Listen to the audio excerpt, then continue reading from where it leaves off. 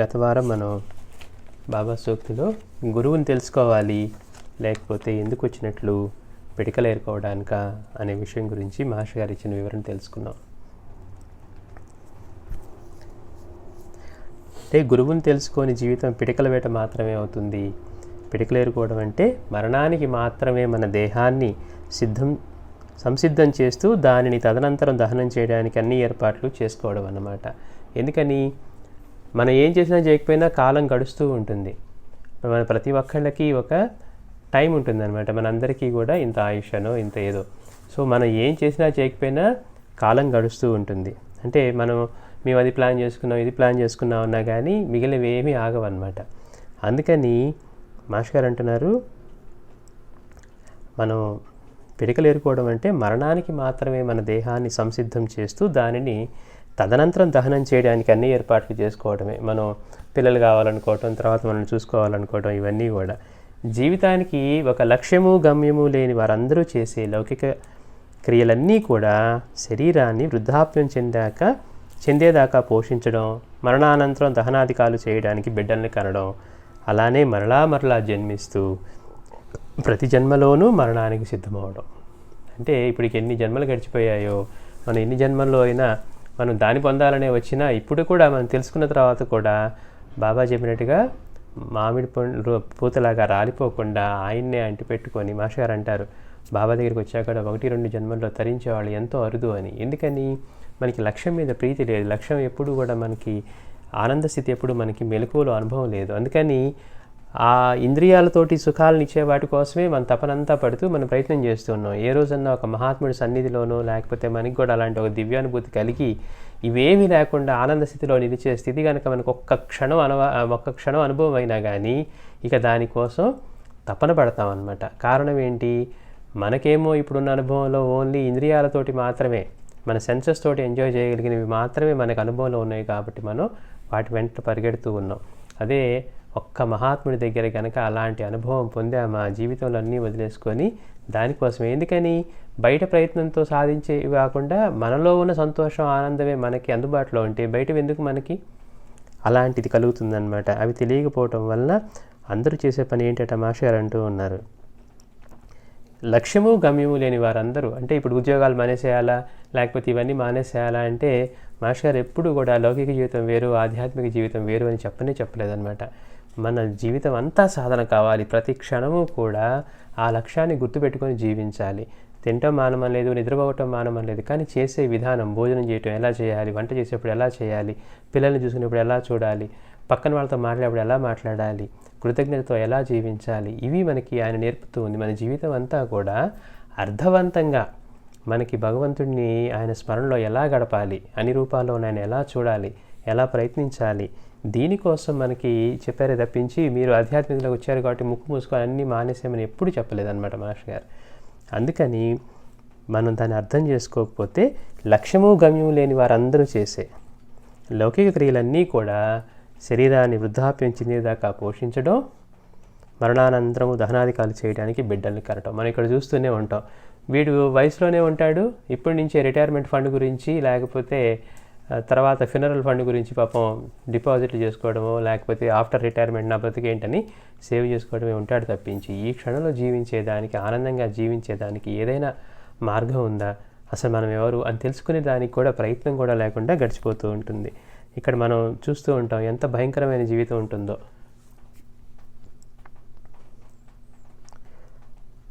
అలానే మరుజన్మలోనూ మరలా జన్మిస్తూ ప్రతి జన్మలోనూ మరణానికి సిద్ధమవడం. అందుకని మానవ జన్మ వైకల్యం లేని దేహను సద్గురు సాంగత్యం కలిగిన కూడా జనన జీవనాల యొక్క నిజమైన లక్ష్యం మరణరాహిత్యమేనని తెలుసుకొని దానిని యత్నించిన వాడు ఆత్మహంతకుడేనని మన శాస్త్రాలు చెప్పిన వాక్యాలలోని భావాన్నే సాయి ఇలా చెప్పారు అంటున్నారు. చూడండి, మనకి మానవ జన్మ లభించటం, దుర్లభమైన మానవ జన్మ లభించింది. ఏ జీవికి లేనటువంటి ఇదనమాట మానవ జన్మలో ఉండేది. మనస్సు, ఆలోచన, ప్రజ్ఞ ఇవన్నీ తెలుసుకొని ఈ సృష్టి మొత్తానికి ఆధారమైన తత్వం ఏంటో తెలుసుకునే అవకాశం ఒక్క మానవ జన్మలోనే ఉంది. అలాంటి మానవ జన్మ పొందాక వైకల్యం లేని దేహం, ఎటువంటి ఇబ్బందులు లేకుండా మనకి ఈ దేహం ఇచ్చి ఎటువంటి వైకల్యాలు లేకుండా ఉన్న దేహం లభించిన తర్వాత ఆ తర్వాత అన్నిటికంటే కష్టమైనటువంటి సద్గురు సాంగత్యం, ఇది కూడా కలిగిన తర్వాత, ఇవన్నీ కలిగిన తర్వాత మళ్ళీ మనం ఈ గ్రంథాల ద్వారా, గురు బోధ ద్వారా ఈ జనజీవనాల యొక్క నిజమైన లక్షణం మరణరాహిత్యమేనని తెలుసుకొని దానిని యత్నించిన వాడు, తెలుసుకున్న తర్వాత దాన్ని యత్నించిన వాడు ఆత్మహంతకుడేనని మన శాస్త్రాలు చెప్పిన వాక్యాలలోని భావాన్నే సాయి ఇలా చెప్పారు. అందుకని గురువుని తెలుసుకొని సేవించిన జన్మ పిడకల వేటయ్యే. అంటే బాబా ఎందుకు ఆ పదం వాడారు అంటే ఇంత వివరణ ఉందన్నమాట అందులో. ఆధ్యాత్మికత లేని జన్మ, గురువు లేని ఆధ్యాత్మ దృష్టి రెండూ కూడా వ్యర్థం అంటున్నారు.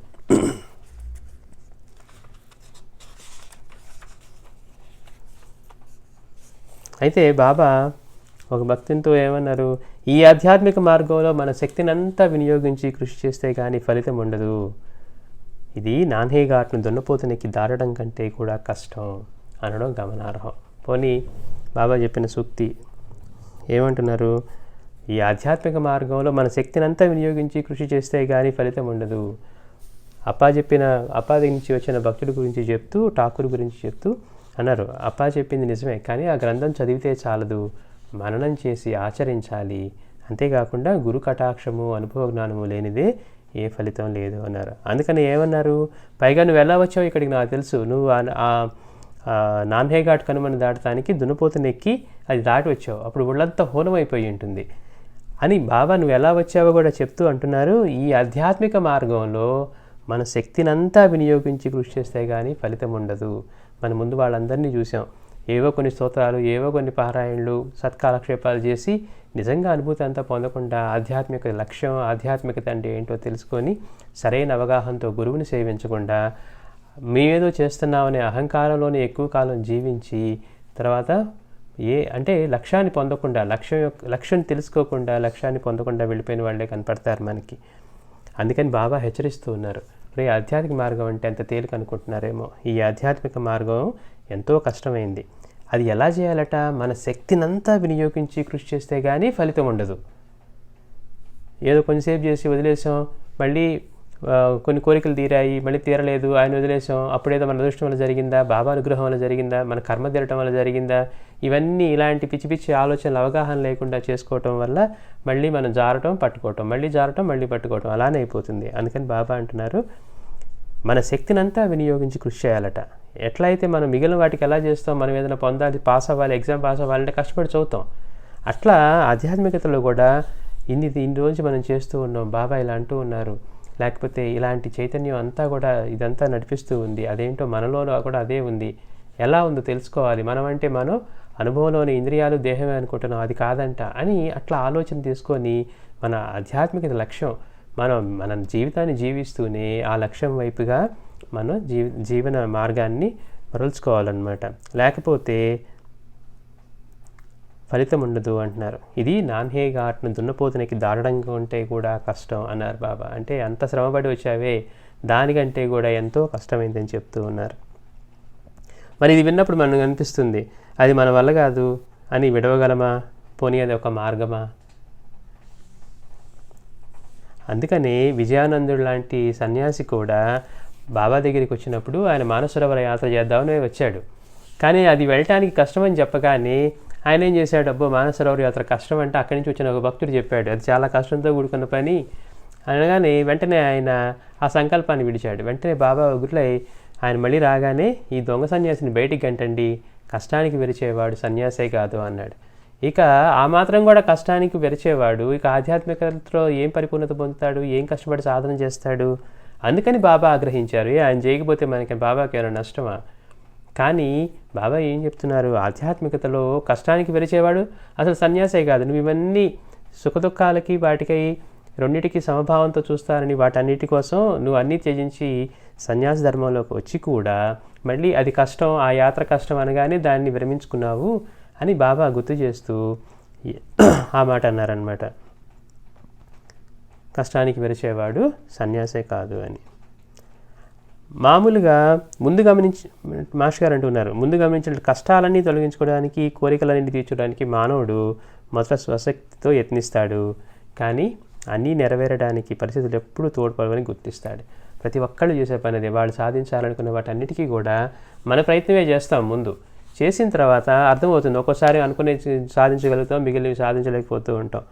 అప్పుడు ఎప్పుడైతే అవి నెరవేరలేదో మనకేమవుతుంది, వీటికి మన ఒక్కటి ప్రయత్నమే మాత్రమే చాలదు, ఇవన్నీ నెరవేరాలంటే ఇక్కడ పరిస్థితులు కూడా తోడ్పడాలని గుర్తించినప్పుడు అప్పుడు దైవాన్ని, సాయి వంటి సద్గురువును ఆశ్రయిస్తారు. మనకు కష్టం వచ్చింది, ఇబ్బంది వచ్చింది, ఏదో ఒకటి ఫైనాన్షియలో, ఆరోగ్యమో, ఇంకోటో కుటుంబంలోని ఇట్లా ఏమొచ్చినా మన ప్రయత్నంతో ఎంత చేసినా కదలనప్పుడు, అవి సాధించుకున్నప్పుడు మనం భగవంతుడిని, మనం ఆరాధించే దేవతల్ని, సద్గురువుని, వీళ్ళందరినీ కూడా ఆశ్రయిస్తాం. అప్పుడు కూడా పోనీ వాళ్ళని ఆశ్రయించాం కాబట్టి అన్నీ జరిగిపోతాయంటే అవి జరగవు. కొన్ని జరుగుతూ ఉంటాయి, కొన్ని జరగకుండానూ ఉంటాయి. అట్లా కొన్ని నెరవేరడము, కొన్ని నెరవేరకపోవడము చూస్తాం.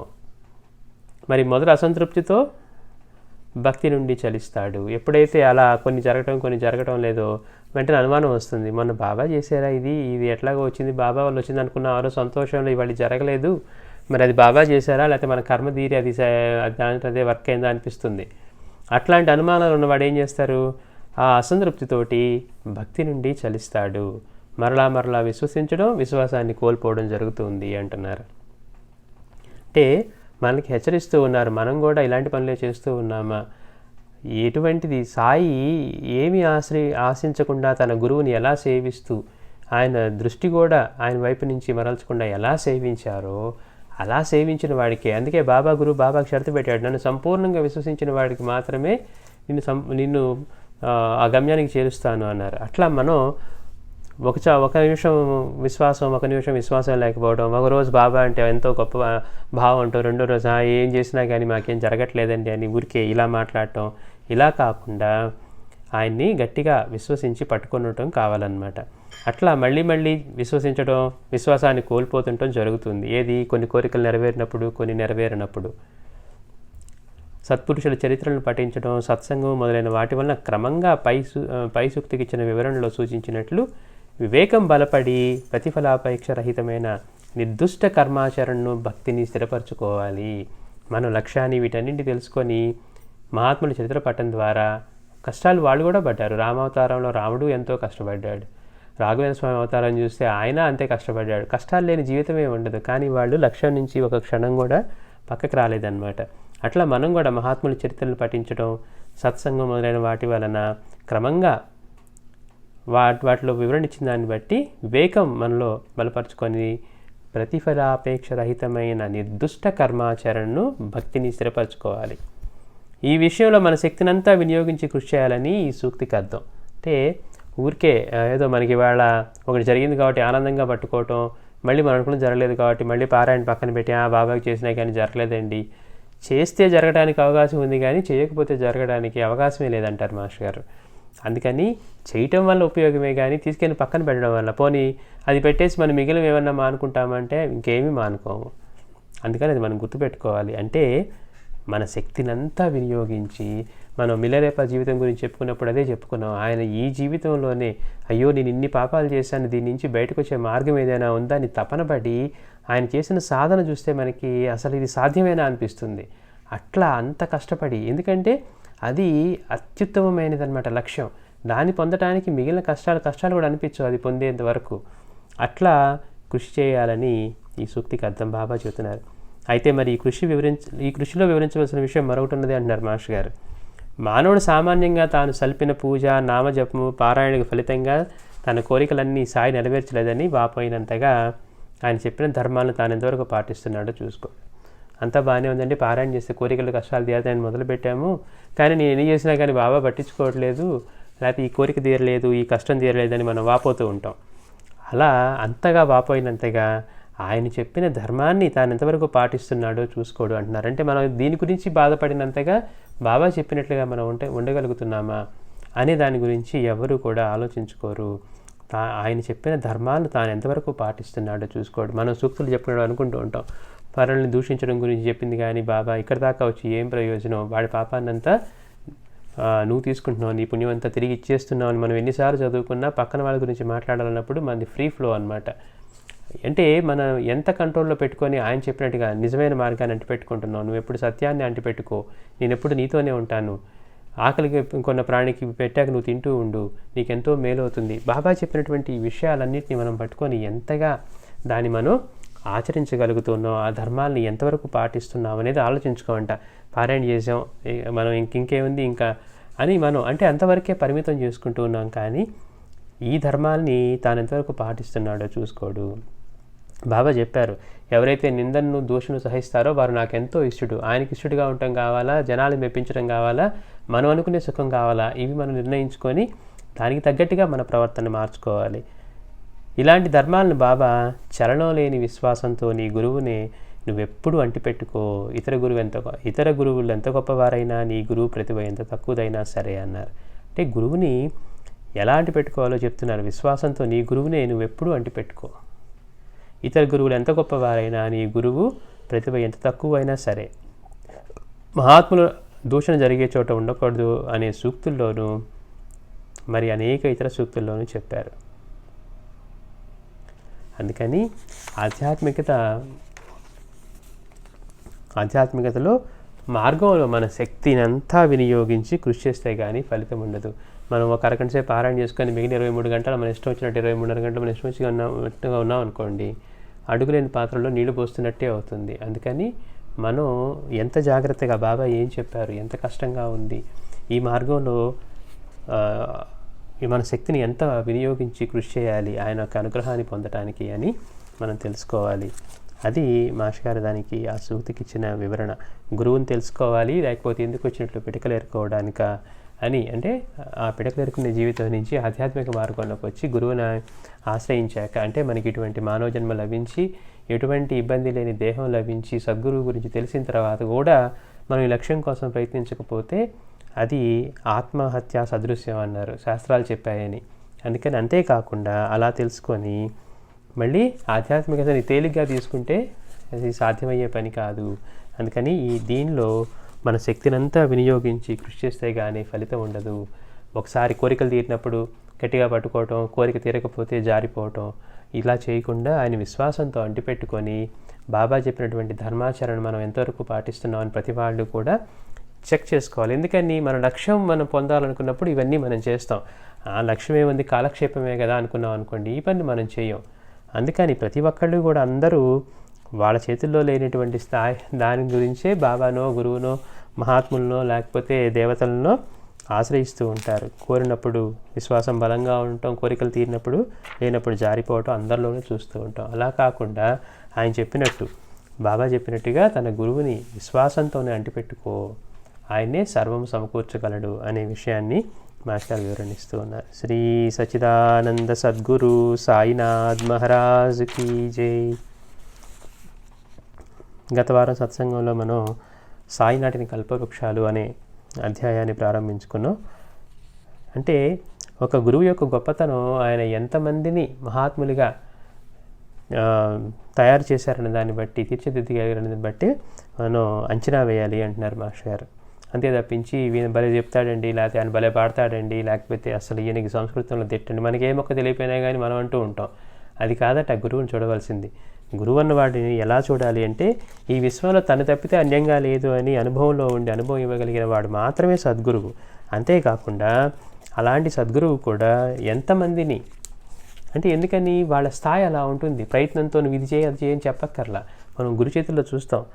వాడికి విద్య రాలేదని పిల్లవాడు ఆత్మహత్య కోసం పరిగెడుతూ ఉంటే తల్లి వేడుకున్నప్పుడు ఆయన ఊరికే వాడి తల మీద చేయబడితేనే వాడు మహాపండితుడు అయిపోయాడు. గురువు యొక్క అనుగ్రహం కలిగితే అలా ఉంటుందన్నమాట. అంటే అంత తేలిగ్గా వాళ్ళని తీసుకురాగలరు. మనం అక్కలకోట స్వామి గురించి చెప్పుకుంటూ ఆయన చేసినంత మందిని, అంటే ఇంకా ప్రత్యేకంగా నువ్వు ఇక్కడ చేసేది ఏముంది, నేనే ఇలాగ వచ్చేస్తున్నాను అని ఆయన ఎంతమంది ఆయన ప్రతిరూపాలుగా మార్చుకున్నారో, ఎంతమందిని మహనీయులుగా. ఒక చాకలవాడిని మనం గాడ్గి బాబా గురించి తెలుసుకున్నాం. ఒక చాకలివాడిని, తర్వాత మనం అక్కలకోట స్వామి చేతిలో చూస్తే అలా ఎంతోమంది అనమాట వ్యాపారుల్ని, అప్పటిదాకా వ్యాపారం చేసి ఎంతో ధనాన్ని ఆర్జించి సడన్గా వాళ్ళకి కలిగినటువంటి ఒక ఆలోచన ద్వారా ఈ జీవితం ఇంతేనా, డబ్బు కూడా కట్టుకోవటమేనా అనుకున్న వాళ్ళు అన్నీ వదిలేసి వెళ్ళిపోయి ఈ గాన్గాపూరు లేకపోతే వాడి ఇటువైపు వెళ్ళిపోయి చేసుకుంటా ఉంటే వాళ్ళకి సందేశాలు వచ్చాయన్నమాట. అంటే నువ్వు ఇక్కడ అక్కలకోట్ల దత్తస్వామి ఉన్నారు వెళ్ళమని, లేకపోతే అక్కడ మహాత్ముడు నీకు ఇది ఇస్తారని. ఇట్లా వాళ్ళని ఎంతమంది తమ ప్రతిరూపాలుగా మార్చుకున్నారో దాన్ని బట్టి మనం గురువు యొక్క గొప్పతనం అంచనా వేయాలి, కానీ పుస్తకాల్లో ఉన్నవో గ్రంథాల్లో ఉన్నవో చెప్పే వాళ్ళని గురించి కాదు. అందుకని అలా చూసుకుంటే బాబాకి, అక్కలకోట స్వామికి ఎవరు సాటిరారు అని చెప్పుకుంటూ మనం ఉపాసనీ బాబా గురించి చెప్పుకున్నాం. బాబా ఉపాసనీ బాబాని ఎలా మార్చారు అంటే, ఆయనకి యోగంలో కలిగినటువంటి ఒకసారి తీవ్రమైన సమాధిలో ఉంటే మూడో భార్య భయపడి నీళ్లు చల్లినప్పుడు మేల్కొల్పినప్పుడు అతనికి శ్వాస తీసుకోవడంలో ఇబ్బంది కలిగేది అనమాట. నిద్రపోతే శ్వాస ఆగిపోయేదట. ఆ యోగంలో వచ్చిన బాధ తొలగించుకోవడానికి ఆయన వాళ్ళని వీళ్ళని అంటే ఎన్ని వైద్యాలు వాడినా తగ్గలేదని యోగంలో వచ్చిందని యోగంలోని సరిదిద్దుకోవాలని ఎంతోమంది దగ్గరికి వెళ్తూ ఉంటే రాహురిలో కులకర్ణి యోగి చెప్పారు, నీవు మంచి స్థితిలో ఉన్నావు, నిన్ను ఉద్ధరించగలిగిన వాడు సాయినాథుడు ఒక్కడే అని. అక్కడికి వెళ్ళాలంటే ఇతనికేమో నేను బ్రాహ్మణుని అహంకారంలో ఉండి ఆ బాబా దగ్గరికి వెళ్ళడానికి మనస్కరించాల. అలా ఇవి ఇంకా తిరుగుతూ ఉన్నాడు. దారిలో ఒక చోట ఒక వృద్ధుడు ఎదురయ్యి ఇతను చన్నీళ్ళు తాగబోతూ ఉంటే నువ్వు వేడి నీరు మాత్రమే తాగు అని హెచ్చరించి తర్వాత ఆయన అంతర్ధానం అయిపోయారనమాట. అంటే ఆయనకి అలా చెప్పి ఇలా ఇక తప్పనిసరి అయ్యి మళ్ళీ రాహుల్ కులకర్ణి దగ్గరికే వెళ్ళారు. నాకు తగ్గలేదు ఇదంటే నీకు చెప్పాను కదా అని మళ్ళీ అదే నువ్వు బాబా దగ్గరికి వెళ్తేనే అంటే అప్పుడు తప్పనిసరి అయ్యి బాబా దగ్గరికి వెళ్ళినప్పుడు ఆయన సన్నిధిలో ఉండటంతో ఆయనకి చెప్పుకోలేదు, ఆయన ఇంకేం చేయలేదట. ఆ మహాత్ముడి సన్నిధిలోకి వెళ్ళటంతో ఆ ఇబ్బంది తొలగిపోయింది. అయినా కానీ ఆయన అంటారు ఫకీరు యొక్క సన్నిధి దుర్భరం అనిపించిందంట మనలో అహంకారం అంతా ఇదిగా ఉన్నప్పుడు. అంటే పంచభూతాలకి ఆధారమైన వాడు, వాటన్నిటికీ తన నుంచే ఆశ్రయమైన వాడు, ఈ విశ్వం మొత్తంలో అన్ని జీవుల రూపాల్లోనూ అణువణులోనూ నిండి ఉన్నవాడి సన్నిధి దుర్భరం అనిపించిందంట. ఎందుకు? నేను బ్రాహ్మణుని అహంకారంలో. అసలు ఎంత ఆశ్చర్యమో చూడండి. మనం కావాలనుకుని అందులో పుట్టామా? మనం దేన్ని సాధించుకొని పుట్టాము? అసలు ఆయన దగ్గర ఉన్నటువంటి ఇంతటి సమర్థతని మనలో ఏముందని మనం ఆయన్ని ఒక ఫకీరుగానో లేకపోతే ముస్లిం సాంప్రదాయంలో ఉన్నారని మనం అహంకరించేంత భావం కలుగుతుంది. అంటే మన సంస్కారాలు అలా ఉంటాయి అన్నమాట. అందుకని మనం జాగ్రత్తగా గురువు దగ్గర ఎలా ఉండాలి, ఆయన బాహ్య రూపం ఎలా అన్నా ఉండనివ్వండి, వాటికి అసలు విలువే లేదు. ఆయన ఎటువంటి స్థితిలో ఉన్నారు, ఆత్మనిష్టలో ఎలా ఉన్నారు అనేదే ముఖ్యం మనకి. అలా ఇక ఆయనకి దుర్భరం అనిపించి నేను వెళ్ళిపోతాను అని అంటే బాబా అన్నారు, లేదు నువ్వు ఇక్కడే ఉండు అన్నారు. కానీ అతను వినిపించుకోకపోయేసరికి నువ్వు చేయాల్సింది చేయి, నేను చేయాల్సింది నేను చేస్తాను, మళ్ళీ 8 రోజులు ఇక్కడికి తప్పకుండా రావాలి అన్నారు. అతను పట్టుదలగా నడుచుకుంటా వెళ్తూ ఉంటే 8 రోజులు తీవ్రంగా నడిచినా కానీ ఆ పక్కనే ఉన్న గ్రామం తప్పించి ఆయన ఎక్కడికి వెళ్ళలేకపోయాడు అనమాట. కోపర్గం దాకా చేరాడట. మళ్ళీ అక్కడ ఎవరో భక్తులు నిలబడి నువ్వు షిరిడి వెళ్ళాలి, మాకు దారి తెలియదు, మీరు అక్కడి నుంచి వస్తూ ఉన్నారు కాబట్టి మమ్మల్ని కూడా అక్కడికి తీసుకువెళ్ళండి, మీరు మమ్మల్ని దింపేసి వెనక్కి వచ్చేయచ్చు అని బండి ఎక్కించుకొని అతన్ని తీసుకువెళ్ళారట. తీసుకువెళ్ళి ఇతనేం చేశాడు, ఎక్కడ బండి బాబా ఎదురవుతాడు అని చెప్పి తొందరగా బండి దిగి వెళ్ళిపోదామని చూస్తూ ఉంటే వెంటనే బాబా ఎదురయ్యారట. ఎదురయ్యి నువ్వు వెళ్ళి 8 రోజులైంది అన్నారట. చూడండి, ఆయన లెక్కేసుకుంటే 8 రోజులు అంటే నిర్ణయించేవాడు ఆయన, మనమా? అందుకే ముందే చెప్పారు నువ్వు మళ్ళీ 8 రోజుల్లో తిరిగి రావాలని. అలా క్రమంగా అక్కడ బాబా దగ్గర ఉండి అంతకుముందు తనకు అనుభవం ఇచ్చి తనని ఆ యోగస్థితిలో కాపాడిన వారు కూడా బాబానేనని, అంటే తాను మొదటిసారిగా బాబా దగ్గరికి వస్తూ ఉన్నా కానీ బాబా మాత్రం తనని ఎప్పుడు గమనిస్తూనే ఉన్నారని, ఆ వృద్ధుడి రూపంలో ఆయనకి నువ్వు వేడి నీరు మాత్రమే త్రాగు అని చెప్పి హెచ్చరించి అవన్నీ చేసింది కూడా ఆయనే అని తెలుసుకున్న తర్వాత క్రమంగా అక్కడ భక్తుల యొక్క లీలలు అనుభవాలు వింటూ ఉండటం ద్వారా అతనికి కూడా ఉపాసనకి కూడా అటువంటి భక్తి స్థిరపడి అక్కడే కొంతకాలం ఉన్నారు. అట్లా ఈ ఉపాసనీ బాబా లీలలో మనకి ముఖ్యంగా నాకు ఎంతో అంటే ఇష్టమైంది, కష్టమైంది కూడా. బాబా ఆయన రోజు అంటే ఆ పరివర్తన కలిగిన తర్వాత రోజు ఇంట్లో వంట చేసుకొని తను ఉండే నివాసంలో వంట చేసుకొని రోజు బాబాకి నివేదన తీసుకెళ్ళేవాడు. బాబా స్వీకరించేవారు. కానీ ఒకరోజు అన్నారంట, నువ్వు ఇక్కడ తీసుకొస్తున్నావు బాగానే ఉంది, నేను అక్కడికే వస్తే నన్ను గుర్తిస్తావా అన్నారు. చూడండి, మనలో కూడా అటువంటి పరిపక్వత కలగాలి. సాయి తపన పడేది మనలో అటువంటి పరిపక్వత కలగాలని. అందుకని నేను అక్కడికే వస్తే నువ్వు గుర్తిస్తావా అన్నారు. అతనికి ఏం అర్థం కాల, అక్కడికి వస్తే గుర్తిస్తావా ఏంటి అన్నారని. ఒకరోజు ఒక నల్ల కుక్క అతను వంట చేసుకుని తీసుకొస్తూ ఉంటే దారిలో వెంటబడిందంట అన్నం కోసం. దాన్ని తరిమేసి బాబాకి నివేదనతో మసీదుని చేరగానే బాబా అంటున్నారు, ఇంత దూరం రానక్కర్లేదు, నేనే అక్కడ ఉన్నాను, ఆ నల్ల కుక్కను నేనే అన్నారు. అంటే చూడండి, మనం ఎంత భక్తి చేస్తున్నాం అనుకున్నా కానీ ఆయన చెప్పినటువంటి దాన్ని ఎంతగా గుర్తుపెట్టుకొని ఉపాసని లాంటి తీవ్ర సాధకుడికి ఎవరికైతే సమాధిది కూడా లభించిందో అటువంటి మహాత్ముడు సైతం ఇదే మరుపులో ఉన్నాడు. అది కుక్క, ఇది నేను వేరు అనే భావంలోనే ఉన్నాడు. అంటే మరి సామాన్యులమైన మనం ఎంత అప్రమత్తంగా ఉండాలి. పైగా బాబా హెచ్చరించారు, నేను అక్కడికి వస్తే గుర్తిస్తావా అని మళ్ళీ చెప్తూ ఉన్నారు. షిరిడిలో ఉన్న సాయి, ఈ 5.5 అడుగుల శరీరమే సాయి అనుకుంటే మీకు సాయి అంటే తెలియనట్లే అని చెప్తూ ఉన్నారు. అంటే ఒక ఉపాసని లాంటి గొప్ప సాధకుడికి అక్కడికి వచ్చి ఎవరైతే కొన్ని రోజుల పాటు తీవ్ర సమాధిలో దేహస్ఫురణ కూడా లేకుండా ఉన్నారో, ఎవరు మంచి యోగ స్థితిలో ఉన్నారో అటువంటి వాళ్ళకు కూడా అంతటి జాగరూకతతోటి, అంతటి నిష్టతోటి అన్ని జీవుల్లోనూ ఆయనే ఉన్నారని జీవించడం అంత కష్టంగా ఉంది. మళ్ళీ అలానే ఒకసారి ఈయన వంట చేస్తూ ఉంటే ఒక హరిజనుడి రూపంలో ఆయన ఆశగా చూస్తూ ఉన్నాడట, ఆకలితోటి. అతనికి వెంటనే నేను బాబా కోసం చేస్తూ ఉంటే ఈతను హరిజనుడు ఇలా చూస్తూ ఉన్నాడు, ఎక్కడ దృష్టి దోషం తగులుతుందో అని చెప్పి అతన్ని కూడా అలానే తిట్టి వెళ్ళగొట్టాడట. మళ్ళీ నివేదన తీసుకొని మసీదుకి వెళ్తే బాబా నివేదన అంగీకరించకుండా మళ్ళీ అదే అంటున్నారు, అక్కడ హరిజనుడి రూపంలో ఉన్న నన్ను తిట్టావు, నీవెక్కడ చూస్తే అక్కడే ఉన్నానని గుర్తుంచుకో అన్నారు. అంటే మనం ఎందుకు ఈ లీలలు పదే పదే చెప్పుకుంటున్నామంటే మనలాంటి వాళ్ళం ఎంత జాగ్రత్తతోటి, ఎంత మన ప్రయత్నంతో గుర్తుపెట్టుకుంటే కానీ అలాంటివి మనకి గుర్తుండవు. అంటే అంత సాధన చేసి యోగ స్థితిని పొందిన వాళ్ళు సైతం, సమాధి స్థితిని అనుభవించిన వాళ్ళు సైతం ఆయన చెప్పినటువంటి అన్ని జీవుల్లో నేనే ఉన్నాను అని గుర్తుపెట్టుకోవడం దగ్గర ఎంత విఫలమవుతూ ఉన్నారో మరి మనలాంటి వాళ్ళు ఎంత జాగ్రత్తగా ఉండాలి అది తెలియటం కోసం. పైగా అతను పడే ఇబ్బందుల గురించి బాబా అన్నారంట, నువ్వు సహనం వహించి ఓపికతో ఉండు, నీకు నాసితే లభిస్తుంది, ఖండోబాలయంలో ఉండు, నీకు 4 సంవత్సరాలు ఇక్కడ ఉన్నావంటే ఇదే స్థితిలో నా స్థితే నీకు ప్రసాదిస్తాను అన్నారు. అయినా కానీ 3.5 సంవత్సరాలకే అతను ఇవన్నింటిని తాళలేక, తట్టుకోలేక తన ఇష్టాయిష్టాలకి విరుద్ధంగా ఉండటం వల్ల ఎప్పుడూ కూడా ఒక మనిషిని గొప్పగా చెప్పుకునే వాళ్ళు ఉంటారు, తప్పుగా చెప్పుకునే వాళ్ళు ఉంటారు. ఇవన్నీ ఎక్కువైపోయి మొదటే అహంకారము, ఆత్మాభిమానం రెండూ ఉన్నవాడు అవటం వల్ల ఇక వీటి నుంచి తప్పించుకోవాలని బాబా దగ్గరికి వెళ్ళి అడిగితే సెలవివ్వరని చెప్పి అతను మనసులోనే, బాబా దగ్గరికి వెళ్లకుండా మనసులోనే నేను షిరిడి నుంచి వెళ్ళిపోతున్నాను బాబా అని ఆయన సెలవు తీసుకొని వెళ్ళిపోయారంట. మాస్టర్ గారు అంటారు, ఆయన కనుక బాబా చెప్పినట్టుగానే 4 సంవత్సరాలు ఉంటే ఆయన ఎలాంటి స్థితికి వెళ్ళి ఉండేవాడు, ఎంతటి గొప్ప మహాత్ముడు అయ్యేవాడు అని. అందుకని సంపూర్ణంగా విశ్వసించడం అనే విషయంలో మనం అనుకుంటున్నాం ఆయన ఎంత గొప్ప స్థితిలో ఆయన ఆశ్రయించాడు. పైగా అప్పటికే ఆయనలో కూడా యోగ శక్తులని ప్రకటమయ్యాయట. ఎవరో ఒక అతను వచ్చి బాబాకి నమస్కారం చేసుకుంటూ నివసానించి చూసి ఈయన ముస్లింలానే ఉన్నాడే అని మనసులో సంకోచంతో వచ్చి బాబాకి నమస్కరించుకోకపోయినా అతను బాబా అరిచి బయటికి పంపించారు. సరేలే ఇక్కడ ఉపాసని ఉన్నారని చెప్పి ఆయన దగ్గర వెళ్ళి నమస్కారం చేసుకుంటూ ఉంటే ఆయన నువ్వేమో బాబాకు నమస్కారం చేసుకోలేదు, ఆయన ముస్లిము, నువ్వు హిందువువి, నాకెందుకు, నువ్వు బ్రాహ్మణుడివి, నువ్వు నాకెందుకు నమస్కారం చేసుకోవాలని చెప్పి ఆయన కాళ్ళు వెనక్కి లాక్కున్నాడు. అంటే లోపల జరిగే విషయాన్ని ఇక్కడ కూర్చొని కూడా, పక్కన ఎక్కడో కూర్చొని కూడా తెలుసుకోగలిగే శక్తులు కూడా ఆయనకు వచ్చాయి. అంత గొప్ప స్థితిలో ఉన్నా కానీ సంపూర్ణంగా గురువు మాటని అంటిపెట్టుకొని విశ్వసించి చూడండి, ఎక్కడ ఎవరి దగ్గరికి వెళ్ళినా కానీ అతనికి నయం కానిది కేవలం ఆయన సాయి సన్నిధిలోనే.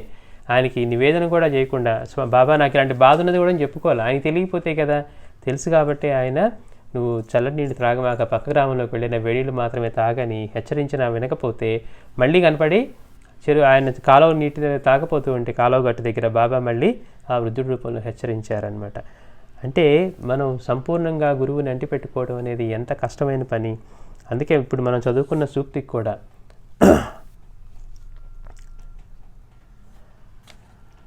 ఆయన 4 సంవత్సరాలు పూర్తిగా షిరిడీలో ఉంటే ఏమయ్యేదో అంటున్నారు. అలానే సయ్యద్ జలాలుద్దీన్, అంటే బాబా వలన మహాత్ములైన వాళ్ళు ఎక్కడెక్కడో ఎంతోమంది ఉన్నారు. మాస్టర్ గారు అంటారు, ఆకాశంలో ఒక్కొక్క నక్షత్రం కనుక సమయం గడిచే కొద్దీ ప్రకటమైనట్టు ఈ మహాత్ములందరూ కూడా ప్రకటమవుతూ ఉన్నారు. మనం తెలుసుకున్నాం, ఆయన షిరిడిలో ఉన్న దేహమే ఆయన కాదన్నప్పుడు ఇంతమంది మహాత్ముని చేయడానికి ఆయన ఎక్కడికో వెళ్ళక్కర్లేదు. ఎక్కడ కూర్చున్నా కానీ ఆయన యొక్క సన్నిధి అనుభవం అవుతూనే ఉంటుంది. ఆయన ఎక్కడెక్కడో కూడా అటువంటి అనుభవాలు ఇస్తూ ఉండేవారు. ఇలానే మాస్టర్ గారు ఒక మహాత్ముని గురించి చెప్పారన్నమాట, పూండీ స్వామి అని. ఆ పూండీ స్వామి ఎలాంటి వారంటే, ఒకసారి ఆయన మన ఈ దాన్ని ఏమంటారు, చెన్నైలో ఉంటుంది అన్నమాట, అరుణాచలంకి వెళ్ళే దారిలో వస్తుంది ఒక చిన్న గ్రామం దగ్గర. అక్కడ ఉన్నప్పుడు మాస్టర్ ఎంతో గొప్పగా చెప్పారు, అంటే ఎవరు మహాత్ముని దర్శించుకున్నా లేకపోయినా పర్లేదు కానీ ఆయన దర్శించుకోండి, అంటే అంత గొప్ప స్థితిలో ఉన్నవారని. ఆయన దగ్గరికి ఎక్కడెక్కడి నుంచి వెతుక్కుంటూ వచ్చేవారట. వాళ్ళు ఎక్కడి నుంచి వచ్చారంటే హిమాలయాల్లోంచి అక్కడ వచ్చేవారట. ఆయన అక్కడ కనపడి, నేను అక్కడ ఉన్నాను, అక్కడ నీకు నీ సమస్యలకి, అంటే యోగంలో వాళ్ళకున్న సమస్యలు కానివ్వండి, వాళ్ళ సాధనలో ఉన్న వాటికి ఆయన అక్కడ కనపడి ఇక్కడ చెప్పేవారట.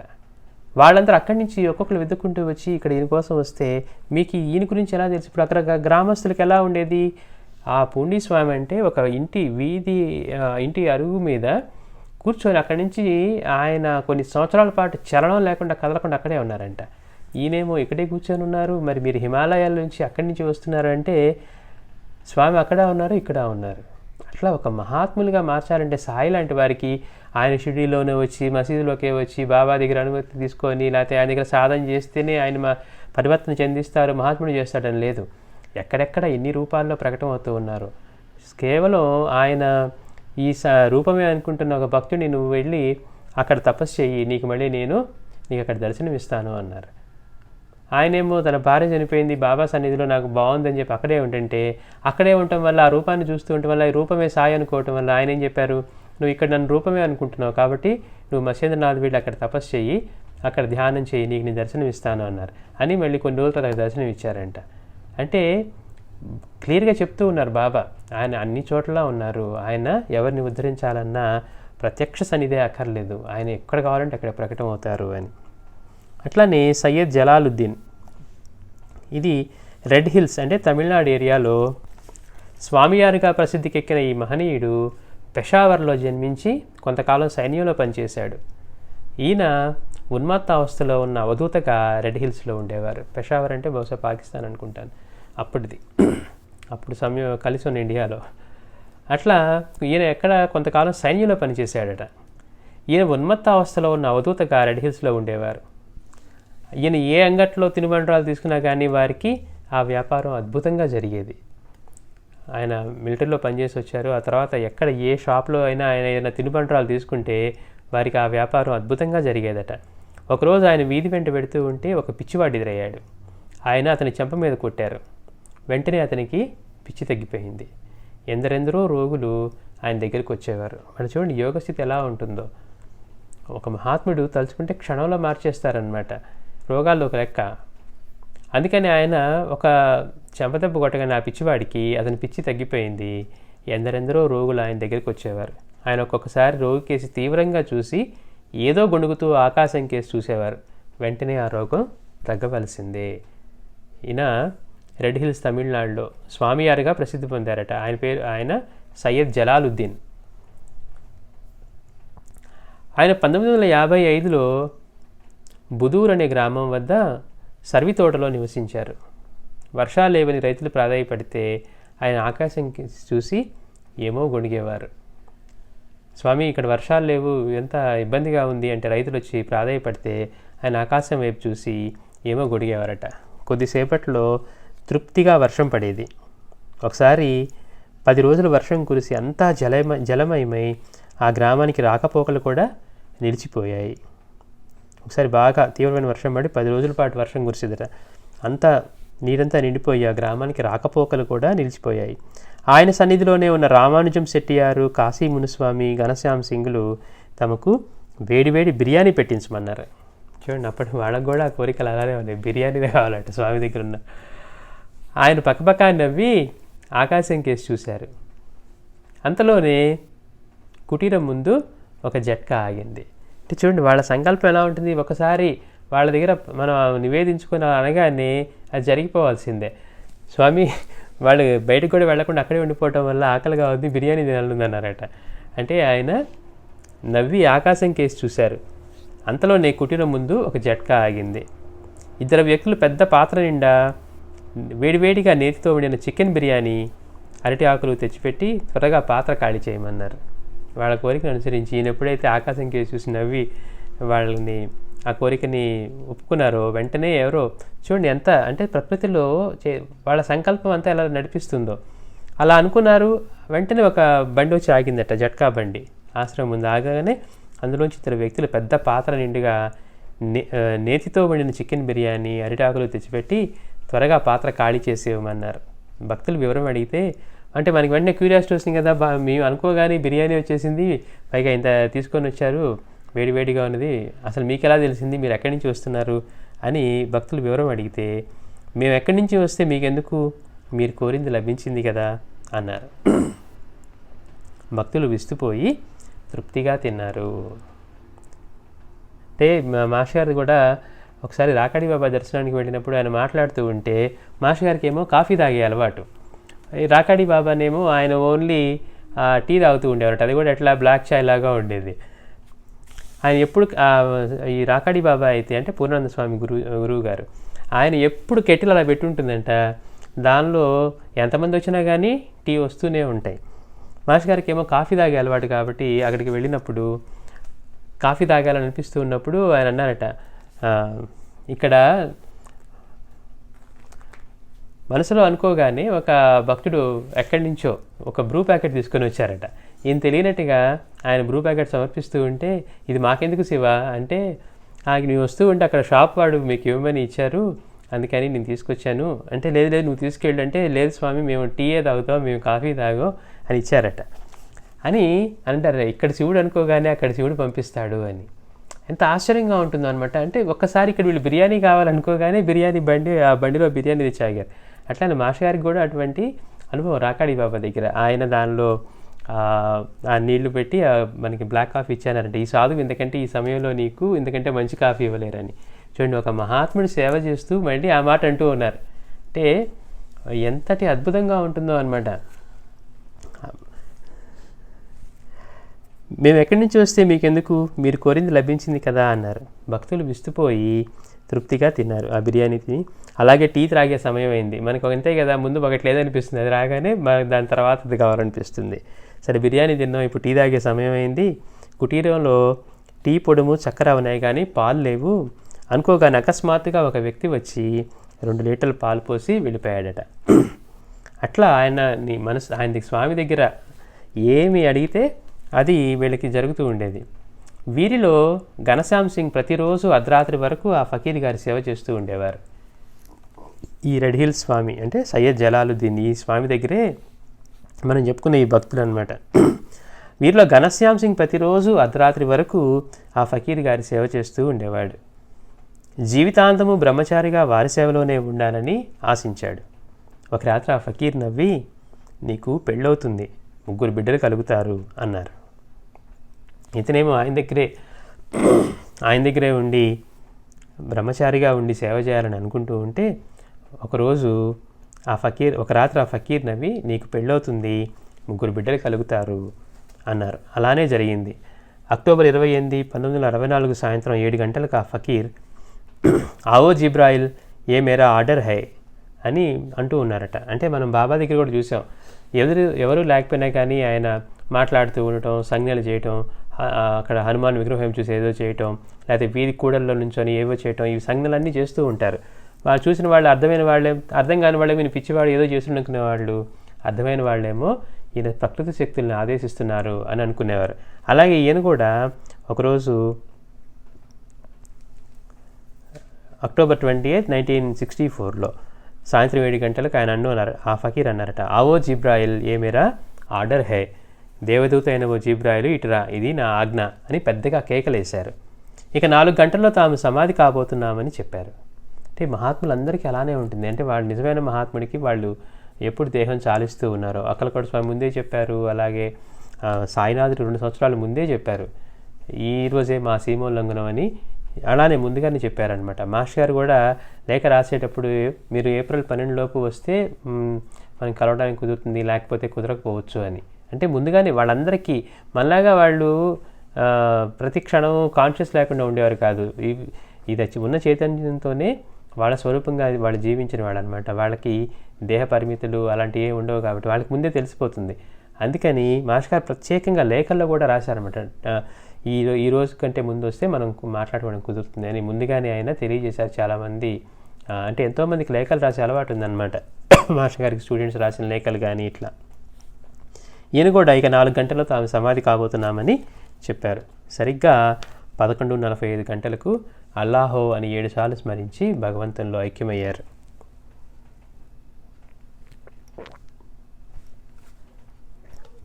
ఒకరోజు ఈ ఫకీర్ను, మీ గురువు ఎవరు అని అడిగారు ఘనశ్యామ్.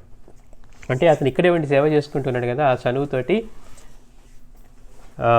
బాబా మీ గురువు ఎవరు అని ఈ ఘనశ్యామ్ సింగ్ అడిగారట. అడిగితే ఆయన రేపు చెప్తామన్నారు. మరుసటి ఉదయమే 8 గంటలకు అతనిని బయటకు వెళ్ళి సూర్యుని చూడమని సైగ చేశారు. అని మాటల్లో చెప్పకుండా రేపురా చెప్తా ఉన్నారు. ఆ రోజు తర్వాత రోజు ఏమన్నారట, ఉదయం 8 గంటలకు బయటికి వెళ్ళి సూర్యుని చూడమని సైగ చేశారు. చూడగా ఆ బింబంలో 5 నిమిషాల పాటు ద్వారకామాయిలో కూర్చున్న సాయిబాబా ముఖం దర్శనమిచ్చింది. ఎట్లాంటి అనుభవం ఇచ్చారో చూడండి ఆయనకి. మీ గురువారిని అడిగినందుకు నువ్వు వెళ్ళి బయట సూర్యుడిని చూడమని చెప్పారట. చూస్తే మనం సూర్యుడు ఎలా చూడగలుగుతాం అసలు? అంత ఆయన యొక్క తేజస్సు కాంతి మనకు ఒక్క క్షణం అటు చూస్తే మన కళ్ళు చూడలేవు అనమాట. వెంటనే కళ్ళము నీళ్ళు వచ్చి కళ్ళు మూసుకోవాల్సి వచ్చినంత ఇదిగా ఉంటుంది. అలాంటిది ఈయన చూడమన్నారు కాబట్టి ఆయన చూస్తే అట ఆ సూర్యబింబంలో 5 నిమిషాల పాటు ద్వారకామాయిలో కూర్చున్న సాయిబాబా ముఖం దర్శనమిచ్చింది. ఆశ్చర్యంతో ప్రణమిడిన ఘనశ్యామ్కు నిన్నటి నీ ప్రశ్నకు సమాధానం ఇదే అన్నట్లు చిన్న సైగ చేసిన వేరా ఫకీరు. మరి బాబా దగ్గరికి వచ్చినట్టు ఎక్కడ మనకి కనపడదు ఈయన. కానీ ఆయన యొక్క సన్నిధి, ఆయన యొక్క అనుగ్రహం పొందడానికి ఆయన యొక్క ప్రత్యక్ష సన్నిధి, ప్రత్యక్ష ఇదే అక్కర్లేదు. మనం ఈరోజు చేసుకునేదంతా కూడా అలాంటిదే కదా. ఎక్కడ కూర్చొని ఆయన స్మరించినా కానీ ఆయన మనకి అటువంటి అనుగ్రహాన్ని ఇవ్వగలరనమాట. అట్లా ఈయన కూడా చూస్తానికి తమిళనాడులో ఆ కొండ ప్రాంతంలో ఉన్నా కానీ ఆయన తమ గురువు సాయినాథుడే అని చెప్పి అడిగిన వాళ్ళకి అతనికి ఎంతటి గొప్ప అనుభవం. సూర్యబింబంలో సాయినాథుడు ముఖం స్పష్టంగా దర్శనమిచ్చిందట. శ్రీ రామమారుతి మహారాజ్ 1910లో ఒకరోజు బొంబాయి నుండి వచ్చిన త్రయంబకరావు, కులకర్ణి, మార్తాండ్ మొదలగు భక్తులతో సాయి రేపు మాకు పర్వదినం, దీపావళి అన్నారు. ఒకసారి ఈ త్రయంబకరావు, కులకర్ణి వీళ్ళు వచ్చి అక్కడ ఉంటే బాబా అన్నారట, రేపు మాకు పర్వదినం, దీపావళి అన్నారు. మరో రోజు ఉదయమే ఆయన ఎంతో సంతోషంగా, ఈరోజు నన్ను చూడటానికి నా తమ్ముడు వస్తున్నాడు. ఒకప్పుడు మా ఇద్దరి భార్యల మధ్య తగు వచ్చింది, మేము వేరుగా ఉంటున్నాం అన్నారు. చూడండి, బాబా మాట్లాడే మాట అర్థం చేసుకోవటం అలాంటి వాళ్ళకి పొరపాటును కూడా సాధ్యం కాదు. అంటే ఆయన మాటల్లో ఎంతో నిగూఢమైన అర్థం ఉంటుంది, ఆధ్యాత్మిక భావం ఉంటుందన్నమాట. ముందు రోజేమో రేపు మాకు పర్వదినం, దీపావళి అన్నారు. తర్వాత ఆయన ఎంతో సంతోషంగా, ఈరోజు నన్ను చూడటానికి నా తమ్ముడు వస్తూ ఉన్నాడు అన్నారు. బాబా చెప్తున్నారు ఆనందంతో, నా తమ్ముడు నన్ను చూడటానికి వస్తూ ఉన్నాడు అని మళ్ళీ చెప్తున్నారట. ఒకప్పుడు మా ఇద్దరి భార్యల మధ్య తగు వచ్చింది. ఒకప్పుడు మా ఇద్దరు అన్నదమ్ముల భార్యల మధ్య అని చెప్తున్నారు. ఇద్దరి మధ్య తగు వచ్చింది, మేము వేరుగా ఉంటున్నాం అన్నారు. మనమైతే ఏదో ఊహించుకుంటాం అర్థం కాక. సరే, మధ్యాహ్నం ఆరతికి ముందు నానా చందర్కర్తో ఆరతి వస్తున్నాడు అన్నారు. మళ్ళీనేమో ఆ రోజు మధ్యాహ్నం నానా చందర్కర్తో అంటూ ఉన్నారట బాబా, మారుతి వస్తున్నాడు అన్నారు. ఆరతి ప్రారంభమైన కొద్దిసేపట్లో ఠాణే నుండి తన భక్తులతో కలిసి శ్రీ రామమారుతి మహారాజ్ అను మహనీయుడు వచ్చారు. వెంటనే సాయి ఆరతి ఆపించి తన సోదరుని చూచి తమ చెంతకు రమ్మన్నట్లు నవ్వారు. అంటే మారుతి వస్తున్నారు అన్నారు కదా అని. ఆ రోజు ఇంకా హారతి స్టార్ట్ అయినప్పుడు మధ్యాహ్నం కొద్దిసేపట్లో ఠాణే నుండి తమ భక్తులతో కలిసి శ్రీ రామమారుతి మహారాజ్ అనే మహనీయుడు వచ్చారు. అంటే ఆ రోజున సాయిని వివిధ మహాత్ములు దర్శించేవారు. మనం గజానన్ మహారాజు కూడా అలా వచ్చి వెళ్ళిపోయారని చెప్పుకున్నాం. తర్వాత ఇంకా ఎంతోమంది మహాత్ములు సాయి దగ్గరికి అలా వచ్చేవారు. అట్లా బాబా ముందే చెప్పారు మారుతి వస్తున్నారని. ఈయన ఈ శ్రీ రామమారుతి మహారాజు తన భక్తులతో కలిసి షిరిడి వచ్చి అక్కడికి బాబా దగ్గరికి వచ్చారట. అప్పుడు బాబా ఏం చేశారు, వెంటనే సాయి అరత ఆపించి తమ సోదరుణ్ణి తమ చెంతకు రమ్మన్నట్లు నవ్వారు. తండ్రి దగ్గరకు బిడ్డలాగా రామమారుతి పరుగున వెళ్ళి సాయిని కౌగిలించుకొని ముద్దు పెట్టుకున్నారు. ఇతను మహాత్ముడే. వెళ్ళి అసలు బాబా పిలవటం ఆలస్యమట, పరిగెత్తుకుంటా వెళ్ళి బాబాని కౌగిలించుకొని ముద్దు పెట్టుకున్నారు. వారు ఒకరి చేతిలో ఒకరు ఎంతో ఆప్యాయంగా పట్టుకొని కూర్చున్నారు. తర్వాత ఆరతి కొనసాగించమని సాయి ఆదేశించారు. అంటే ఆ మహాత్ముడు తమ దర్శనానికి వచ్చినప్పుడు తన దగ్గరికి తీసుకొని ఆయన్ని దగ్గర కూర్చోబెట్టుకున్న తర్వాత ఆయనేమో వెళ్ళి ఏకంగా ఆయన్ని కౌగిలించుకొని బాబాని ముద్దు పెట్టుకున్నారట. తర్వాత ఒకరి చేతిలో ఒకరు ఎంతో ఆప్యాయంగా పట్టుకొని చెప్పారు కదా ముందే నా తమ్ముడు వస్తున్నారు అని. ఆ తర్వాత ఇప్పుడు ఆరతి మళ్ళీ కొనసాగించమని బాబా చెప్పాక ఆరతి కొనసాగించారు. ఆరతి అయ్యాక ఆ మహనీయుడు ఖండోబాకు వెళ్ళి అక్కడ నివసిస్తున్న ఉపాసనీ శాస్త్రితో రాముని సేవ విడవకు అన్నారు. చూడండి, మనం సాయిని మన దృష్టితో చూస్తే ఆయన ఫకీరు. మహాత్ములు ఏం చెప్తున్నారు, ఆయనే దత్తస్వామి, ఆయనే రాముడు. అందుకని ఇక్కడ ఉపాసనకి వచ్చి చెప్తున్నారట రాముని సేవ విడవకు అన్నారు. అక్కడ తమ భక్తులకు అంటే ఆయన తన భక్తులతో పాటు కలిసి వచ్చారు కాబట్టి వారికి చెప్పారట, బాబాకి నైవేద్యంగా సీరా అంటే రవ కేసరి తయారు చేయించారు. ఈలోగా బాబా వద్దకు భక్తులెందరో తమ నైవేద్యాలను తెచ్చి సమర్పించారు. అప్పుడు బాబా అంటున్నారు, ఉండండి, ఈరోజు మొదట నా తమ్ముడిచ్చే నైవేద్యం తీసుకోవాలి అని కొద్దిసేపు వేచి ఉన్నారు బాబా. అంటే అక్కడ బాబాకి నివేదన చేయాలని చెప్పి తమ భక్తుల చేత రవ కేసరి తయారు చేస్తూ ఉంటే, ఈలోపు బాబాకి వేరే భక్తులు తెచ్చి నివేదన ఇచ్చినా కానీ బాబా అన్నారంట, ఉండండి, ఈరోజు మొదట నా తమ్ముడిచ్చే నైవేద్యం తీసుకోవాలి అని కొద్దిసేపు వేచి ఉన్నారు. అది రాగానే ఎంతో సంతోషంగా దానిని కొంచెం తిని తర్వాత మిగిలిన నైవేద్యాలు తీసుకున్నారు. నాటి మధ్యాహ్నం సాయంత్రం చావడి ఉత్సవంలోనూ ఆ మహాత్ముడి తమ చెంతనే ఉంచుకొని రాత్రి మాత్రం ఆయనను ఖండోబాలో నిద్రించమని పంపించారు. ఈ రీతిన తన తమ్ముడిని 14 రోజులు తమ చెంతనే ఉంచుకొని పంపించారు సాయి. అయితే బాబా ఈ మాట ఎందుకన్నారు, ఒకప్పుడు మా ఇద్దరి భార్యల మధ్య తగు వచ్చింది, మేము వేరుగా ఉంటున్నామని. భార్యల మధ్య తగు వస్తే వీళ్ళెందుకు వేరుగా ఉంటున్నారు అంటే దానికి చెప్తున్నారు, శ్రీ రామమారుతి మహారాజ్ శ్రీ బాలముకుంద స్వామిని గురువుగా ఆశ్రయించిన తన పరాత్పర గురువు సాయినాథుడేనని చెప్పేవాడు. చూడండి, ఈయనేమో రామమారుతి మహారాజ్ ఆయన ఎవరిని ఆశ్రయించారట, బాలముకుంద స్వామిని గురువుగా ఆశ్రయించారు. ఆయన్ని ఆశ్రయించి గురువుగా సేవ చేస్తూ ఉన్నా కానీ వారి పరాత్పర గురువు మాత్రం సాయినాథుడే అని చెప్పేవారు. తాను అనుసరించిన నాద సాంప్రదాయానికి ఆదిపురుషుడైన ఆదినాథుడే సాయినాథుడు అనేవారు అంతటి విశ్వాసంతో. అందుకని వీరు సెప్టెంబర్ 28, 1918 మహాసమాధి చెందారు. అందుకని మాస్టర్ గారు అంటున్నారు, బహుశా ఎన్నో జన్మలుగా తమ శిష్యుడిగా ఉంటున్న మారుతి మహారాజ్ ఈ జన్మలో వేరొక గురువును ఆశ్రయించడాన్నే వారి భార్యలా అంటే మనస్సులా అని తగువుగా వారి సాయి అభివర్ణించారేమో అంటున్నారు. అంటే వారి భార్యల మధ్య తగు వచ్చిందన్నారు కదా, అంటే వారి మనస్సుల మధ్య అని. అందుకని అట్లా బాబా అలా అభివర్ణించారేమో అని మాస్టర్ గారు అంటూ ఉన్నారు. అంటే ఎన్నో జన్మలుగా తమ శిష్యుడిగా ఉంటున్న మారుతి మహారాజ్ ఈ జన్మలో వేరొక గురువును ఆశ్రయించడాన్ని వారి భార్యల తగువుగా సాయి అభివర్ణించారేమో అని. అంటే చూడండి, మహాత్ములు సైతం ఆ సాయిని చూడగానే పరిగెత్తుకుంటూ వెళ్ళి ఆయన కౌగిలించుకొని ఆయన ముద్దు పెట్టుకొని అక్కడే కూర్చోవటం, ఆయన కూడా అంతే ప్రేమగా ఆయన చేతులు పట్టుకొని కూర్చోబెట్టుకొని ఆ హారతులు అప్పుడు అవన్నింటి దగ్గర కూడా ఆయన అలానే పెట్టుకున్నారట. అంటే ఈ ఎంతోమంది భక్తులు ఆయన సాక్షాత్తు ఆంజనేయ స్వామి అవతారంగా అనుకునేవారు ఈ రామమారుతి మహారాజుని. అట్లానే శాంతావంజీ మహారాజ్ వీరు గుజరాత్లో గొప్ప మహనీయులు. వీరు సాధక దశలో చాలా కాలం హిమాలయాల్లో ఉండి తర్వాత గంగా తీరంలో బ్రహ్మచారిగా 30 సంవత్సరాలు తీవ్రమైన గాయత్రి ఉపాసనలో గడిపారు. ఈ శాంతావంశీ మహారాజ్ గుజరాత్లో గొప్ప మహనీయులుగా ఉన్నారట. వారు సాధన చేసే కాలంలో హిమాలయాల్లో ఉండి తర్వాత గంగా తీరంలో బ్రహ్మచారిగా 30 సంవత్సరాలు తీవ్రమైన గాయత్రి ఉపాసనలో గడిపారు. వారు ఒకసారి తమ అనుభవం ఒకటి ఇలా చెప్పారు, నేను ఒకప్పుడు పాలనాపురం వద్ద బలరామ క్షేత్రంలో గాయత్రి సాధన చేస్తూ ఉన్నాను. ఒకసారి మనసెంతకు ఏకాగ్రం అవలేదన్న నిరాశతో నదిలో దూకి ఆత్మహత్య చేసుకోదలిచాను.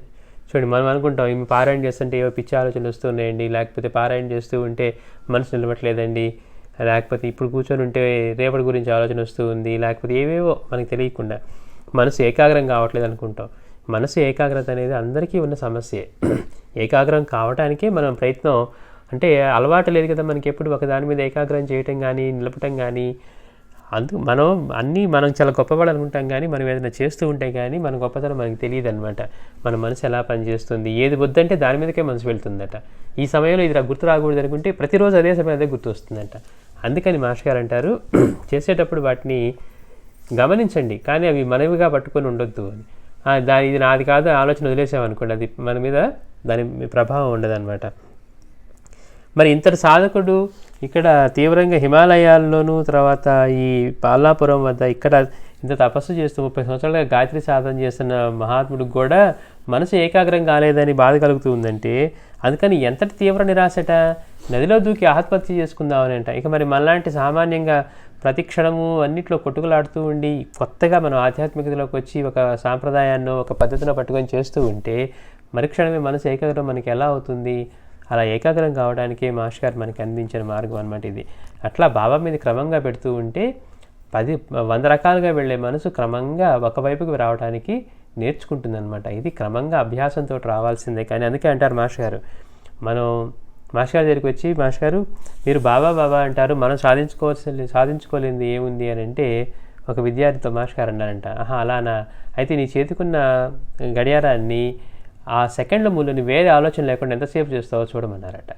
ఏముంది మనకి ఏవో వచ్చాను, చాలా తేలికైన పనే కదా అని ఆ వాచ్కి, అంటే అప్పుడు మరి అన్నీ మామూలు వాచ్లు కాబట్టి ఆ సెకండ్స్ ముళ్ళు తిరుగుతుంది చూస్తూ ఉంటే, ఒక్కొక్కళ్ళు ఏ ఆలోచన లేకుండా 15 సెకండ్లు, ఒకళ్ళు 30 సెకండ్లు, ఒకళ్ళు 2 నిమిషాలు, 1 నిమిషం ఉండగలిగేవారట. అంటే మరు సమయం అంతా ఏమవుతుంది, చూడటం మొదలు పెట్టేసరికి మనసు ఎలా పనిచేస్తుంది అంటే, మరి నా వాచ్లో డైల్ రౌండ్గా ఉంది, వాడిది స్క్వేర్గా ఉంది, లేకపోతే నా దానిలో రేడియం ఇది స్టిక్కర్లు ఉన్నాయి, వాడి దానిలో లేదు, లేకపోతే నా దానిలో డేట్ ఉంది, వాడి దానిలో డేట్ లేదు, లేకపోతే నాది లెదర్ స్ట్రాప్, వాడిది మెటల్ స్ట్రాప్ అంటుందంట. అంటే నువ్వు సెకండ్స్ ముళ్ళు కదా చూడమంది అంటే సెకండ్స్ ముళ్ళు చూడదు, అది మానేసి మిగిలిన తక్కినవన్నీ చేస్తుంది అన్నారు. అంటే కొద్ది క్షణాల పాటు మన మనసుని ఏకాగ్రం చేసి ఒక దాని మీద నిలబడడం ఎంత కష్టమో మనకు అర్థమవుతుంది. సరే, నేను ఇందాక 1 నిమిషం ఉన్నాను మాస్టర్ గారు అన్నాడు, మళ్ళీ ప్రయత్నం చేస్తే 30 సెకండ్లకే వేరే ఆలోచన వచ్చేసేదట. అంటే ఆ సామర్థ్యం కూడా మంది కాదని తెలుస్తుంది. అంటే మనం అన్నీ మనమే అనుకునేవేవి కూడా మన చేతిలో లేవు. మరి మీరు ఇన్ని తెలిసి మీరు పటాలను పూజించడం ఏంటి బాబాని అంటే, చదువుకున్న అహంకారంతో కానివ్వండి, అజ్ఞానంతో కానీ. అంటే మాస్టర్ గారు చెప్పేవారన్నమాట అంత వివరణగా, కొద్ది క్షణాల పాటు కూడా మన మనసును నిగ్రహం చేసుకోవటం మనకి చేత కావట్లేదు అని. అలా ప్రయత్నించిన వాళ్ళు ఒకసారి ఎప్పుడు వాడి సామర్థ్యమే అనుకోండి, నేను ఇందాక నిమిషం ఉన్నాను కదా వేరే ఆలోచన లేకుండా, ఇప్పుడు నిమిషం ఉండగలగాలి, కానీ అలా ఉండలేకపోతున్నారనమాట. అంటే అది కూడా అందుకని మనసు ఏకాగ్రం కావట్లేదని బాధపడకుండా, ఆ సమయంలో పటం రూపంలో సాక్షాత్తు సాయే ఉన్నారు అని మనసులోని దాన్ని గుర్తుపెట్టుకోవడానికి ప్రయత్నించి మనం అప్రమత్తంగా ఉన్నామనుకోండి, కొద్దిపాటి ఏకాగ్రత కలగటానికి అవకాశం ఉంటుందన్నమాట. మాస్టర్ గారు అంటే కొంతమందికి ఏమో సుఖ ప్రాణాయామం చేయమని చెప్పేవారు, దాని ద్వారా కొంతవరకు ఆలోచనలు తగ్గుతాయని.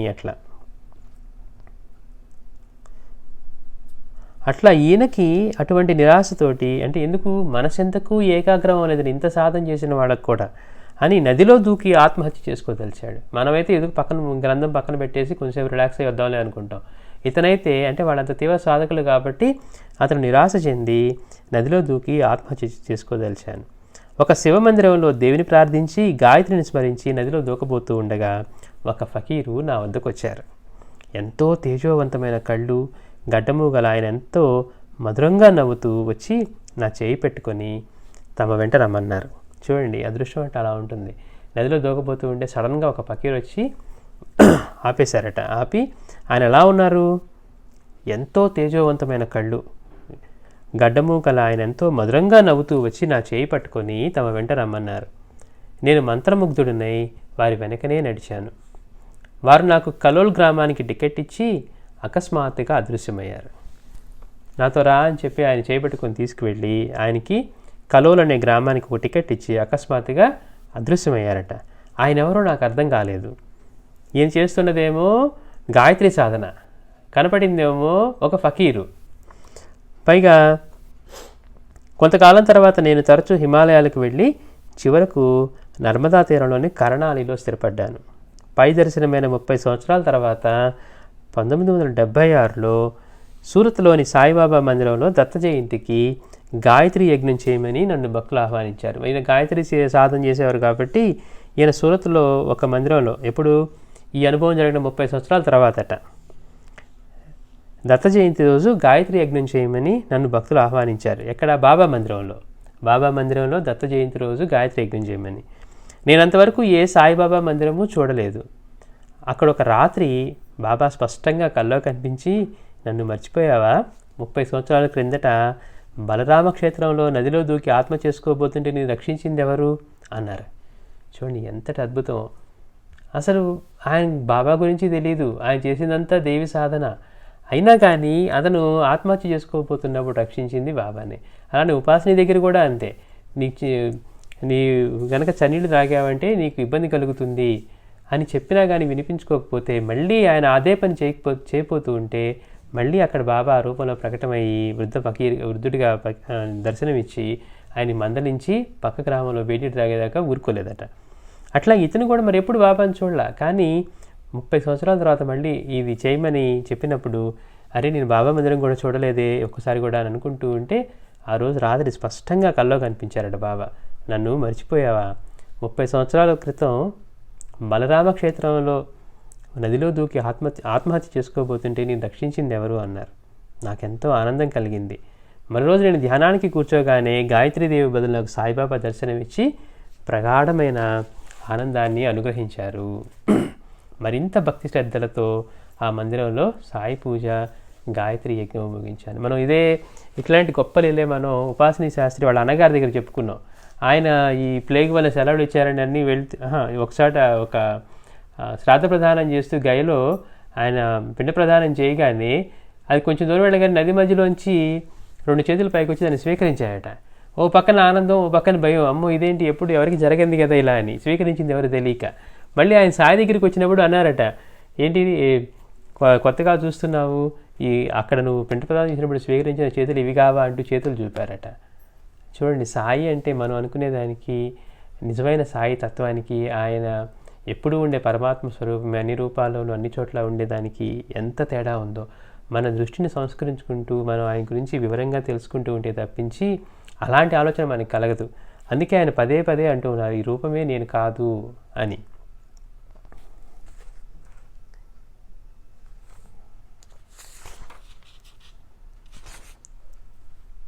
అట్లానే గజానన్ మహారాజ్, గజానన్ పట్టేకర్ అనే యువకునికి 8వ ఏట ఉపనయనం చేశాక అతని పినతండ్రి అతనికి మహనీయుల దర్శనము, ఆశీస్సులు ఇప్పించడానికి అతనిని షహపూర్ నది ఒడ్డున ఉన్న ఉదంబర వృక్షం కింద విడిది చేసిన 3 సాధువుల వద్దకు తీసుకువెళ్ళి వారికి నమస్కారం చేయించాడు. అంటే పాత సాంప్రదాయాలు అలా ఉండేది, మహనీయుల యొక్క ఆశీస్సులు ఇప్పించాలనో గొప్పవాళ్ళ పెద్దవాళ్ళ దగ్గర అని అట్లా. అందుకని ఏం చేశారంటే, ఇతను ఉపనయనం అవగానే ఇతన్ని అలా ఉదంబర వృక్షం కింద ఉన్న ఒక 3 సాధువులు విడిది చేస్తున్నారని చెప్పి వాళ్ళ దగ్గరికి తీసుకెళ్ళి వారికి నమస్కారం చేయించాడు. వారిలో ఒకరు గురుకృప వలన పట్టేకర్ మహనీయుడు అవుతారు అని ఆశీర్వదించారట.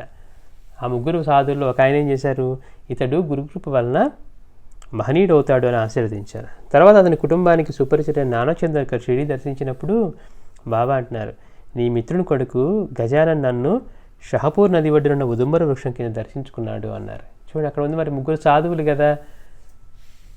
కానీ నానాచంద్రకి రాగానే అంటున్నారా, నీ మిత్రుడు కొడుకు అక్కడ నన్ను దర్శించుకున్నాడు అని చెప్తూ ఉన్నారు. ఆశ్చర్యంగా ఉంటుంది. బాబా ఇక్కడ మసీదులో కూర్చోనున్నారు, ఫకీర్గా కనపడుతూ ఉన్నారు. మరి ఆ ఉదంబర వృక్షం కిందేమో వీళ్ళు దర్శించుకున్న 3 వేరే సాధువులు కదా. కానీ నీ మిత్రుని కొడుకు గజానన్ నన్ను షహపూర్లోని నది ఒడ్డున ఉన్న ఉదంబర వృక్షం కింద దర్శించుకున్నాడు. నేను అప్పుడు అతన్ని ఆశీర్వదించాను. అప్పుడు నాతో కూడా ఇంకా ఎవరున్నారు, 3 కదా, అందుకని బాబా అంటున్నారు, అప్పుడు నాతో కూడా గురు సిద్ధారూఢులు హుబ్లీ, కళ్యాణ్ నివాస్ అయిన రామమారుతి స్వామి, ఇందాక మనం చెప్పుకున్నటువంటి రామమారుతి స్వామి, వారిద్దరూ కూడా ఉన్నారు. అంటే 3 సాధువుల్లో ఒకరేమో సిద్ధారూఢ స్వామి, ఇంకొకరేమో రామమారుతి స్వామి అని చెప్పారు. నీవు కూడా అవకాశం ఉన్నప్పుడల్లా అక్కడ నదిలో స్నానం చేసి అచ్చటి నా స్థానాన్ని కూడా దర్శించుకో అన్నారు. ఆ ఉదంబర వృక్ష స్థానం కూడా నాదే, నీకు కూడా అవకాశం ఉన్నప్పుడు అక్కడికి వెళ్ళి నా స్థానాన్ని కూడా దర్శించుకో అని చెప్పి పట్టేకర్కు ప్రసాదంగా పాలకోవ పంపారు. ఈయన గురుసిద్ధారూఢ స్వామి కూడా సాక్షాత్తు శివస్వరూపంగా కొలవబడ్డాడు అనమాట. ఎంతటి గొప్ప అవతారమో, ఇంత సామాన్యంగా ఉంటారా అనిపించేంతటి గొప్ప అవతారం అనమాట. మనం అంతకుముందు కూడా చెప్పుకొని ఉంటాం.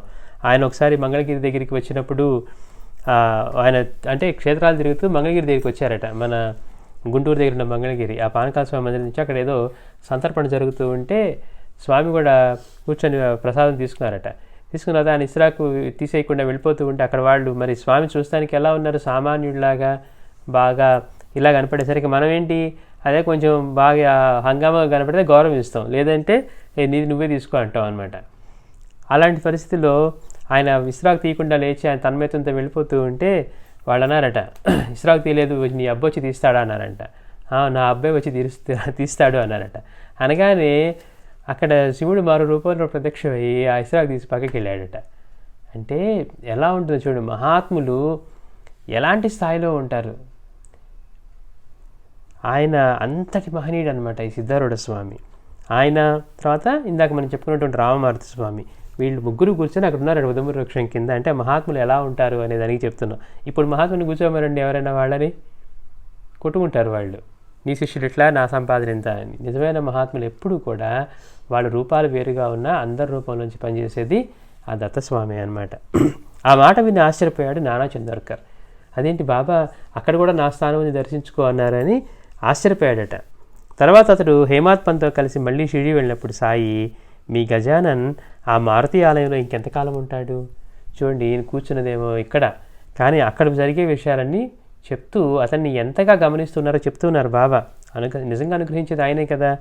అందుకని ఇంకా మీ గజానన్ ఇంకా ఆ మారుతి ఆలయంలో ఇంకెంతకాలం ఉంటాడు అన్నారు.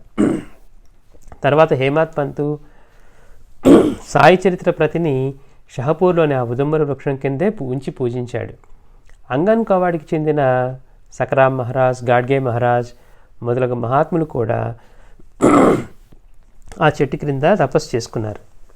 తర్వాత సాయి చెప్పినట్లే గజానన్ పట్టేకర్ ఎందరో మహనీయుల్ని దర్శించి రత్నగిరి జిల్లాలోని పటగావ్ నివాసి అయిన శ్రీ దాదా మహారాజ్ అను మహనీయుని అనుగ్రహానికి పాత్రుడై తర్వాత గజానన్ మహారాజుగా ప్రసిద్ధికెక్కాడు. అక్కడ చిన్నప్పుడు ఆయన దర్శనం చేసినప్పుడు బాబా దీవించారు కదా, గురుకృప వలన పట్టేకర్ మహనీయులు అవుతాడు గజానన్ పట్టేకర్ అని. అలాగే చివరికి దాదా మహారాజ్ ఎంతోమంది మహాత్ములను దర్శించిన తర్వాత దాదా మహారాజ్ అనే మహనీయుడి యొక్క అనుగ్రహానికి పాత్రుడై తర్వాత గజానన్ మహారాజుగా ప్రసిద్ధికెక్కాడు. అలనాడు సాయితో కలిసి ఆ వృక్షం కింద అతన్ని దర్శించిన రామమారుతి మహారాజ్ సాక్షాత్తు మారుతీయేనని చెప్పి అక్కల్కోట స్వామి కూడా కొందరు భక్తులను వారి దర్శనానికి పంపేవారట. చూడండి, ఇందాక మనం రామమారుతి మహారాజ్ గురించి చెప్పుకుని ఆయన సాక్షాత్తు మారుతి యొక్క అవతారం అని. అందుకే ఏమన్నారు, నువ్వు రాముని సేవ విడవకు అని చెప్పి ఆయనకి చెప్పారు. బాబా గురించి చెప్తూ అక్కడ నువ్వు రాముని సేవ విడవకు అని రామమారుతి మహారాజు ఉపాసని శాస్త్రికి చెప్పారు. సాయి చెప్పడమే కాకుండా అక్కడ అక్కల్కోట మహారాజు కూడా వారి భక్తుల్ని కూడా ఈ రామమారుతి మహారాజు యొక్క దర్శనానికి పంపేవారట. ఈ రామమారుతి మహారాజు స్వామి భక్తులతో శ్రీ గురు సిద్ధారూఢులు, శ్రీ సాయిబాబా వేరు కాదని తెలిపే ఎన్నో అనుభవాలు చెప్తూ ఉండేవారు. అంటే అందరి మహనీయుల్లోంచి పనిచేస్తుంది ఆ దత్తస్వామి అనమాట. మనం భేదం చూస్తూ ఉంటాం, ఆయన ఈ సాంప్రదాయంలో ఉన్నారు, ఆయన ఈ సాంప్రదాయంలో ఉన్నారని. కానీ మనం చూస్తూ ఉంటే రామమూర్తి మహారాజు వచ్చి ఆయన ఎంతగా గౌరవించి, ఎంత అసలు ఒక మామూలు మనిషిలాగా వెళ్ళి ఆయన్ని కౌగిలించుకొని ముద్దు పెట్టుకున్నారంటే ఆలోచించండి. అట్లానే వాసుదేవ సరస్వతి స్వామి గురించి చెప్పుకున్నాం.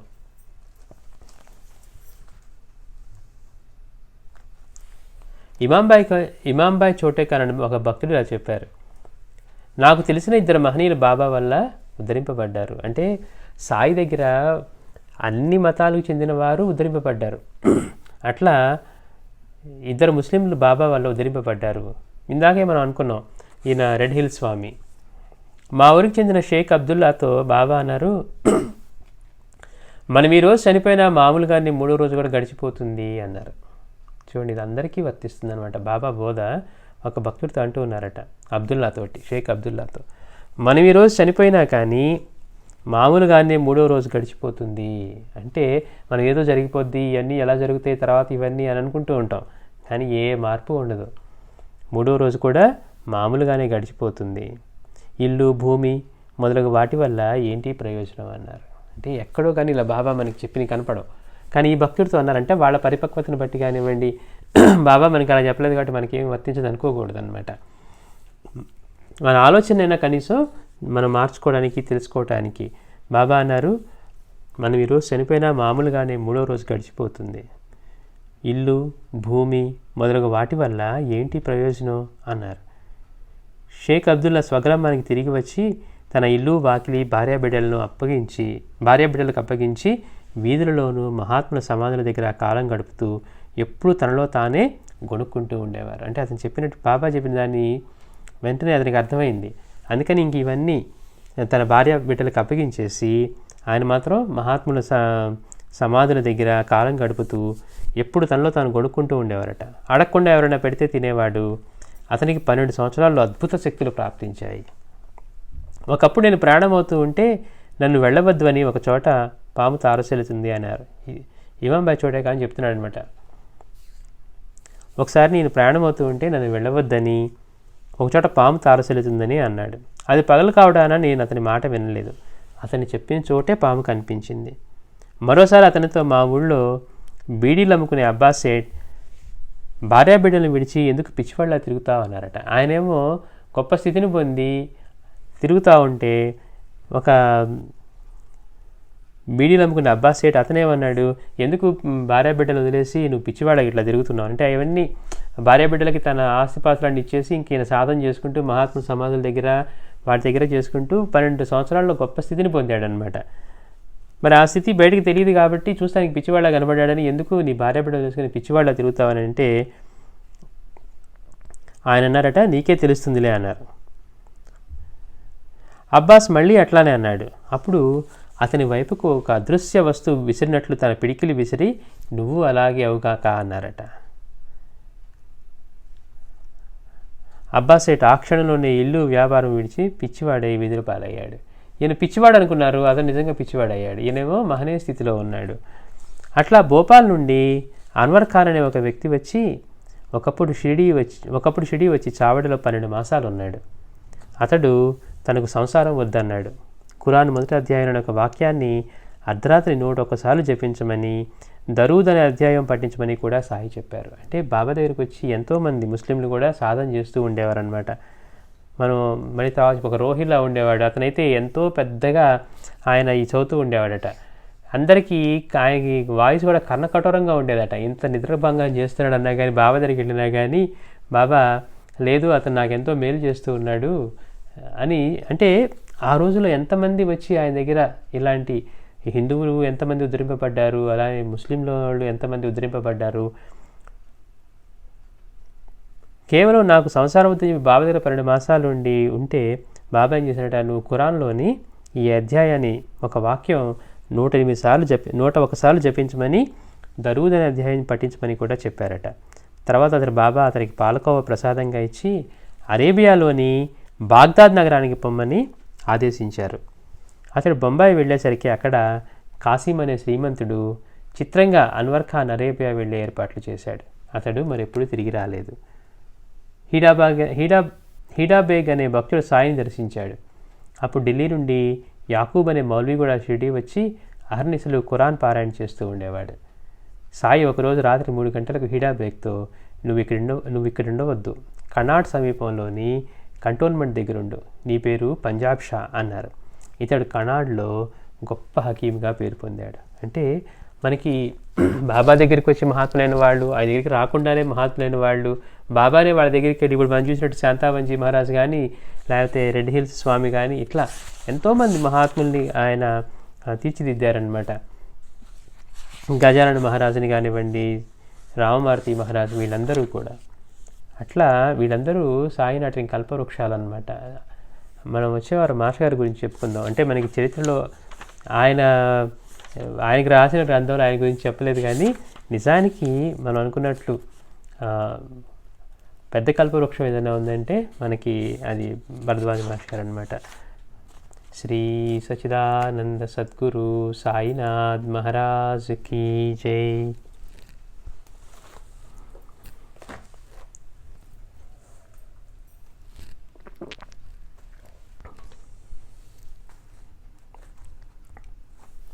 భజన చేద్దాం. గురు బ్రహ్మ గురుర్విష్ణు గురుర్దేవో మహేశ్వర